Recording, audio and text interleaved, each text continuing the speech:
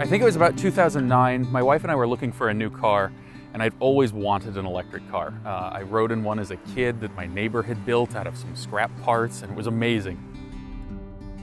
So when Nissan actually came out and said they were going to produce the Nissan Leaf, I was super excited. We test drove a ton of other cars, we looked at everything else, and I realized I really wanted to make that transition to electric. My name's Shannon Monroe. I live in Bellevue, Washington, and I've owned this Nissan Leaf since 2010. I was one of the first Nissan Leaf owners. I stayed up till midnight to order this car. We had it delivered to Florida. We were the first one registered in the state of Florida. And it's been such a great car, we've kept it with us for the last 10 years. We're at about 125,000 Nissan EV miles at this point. We've taken it from Florida to California and now up here to Washington. We decided as a couple that we wanted to try to use this car with our child exclusively.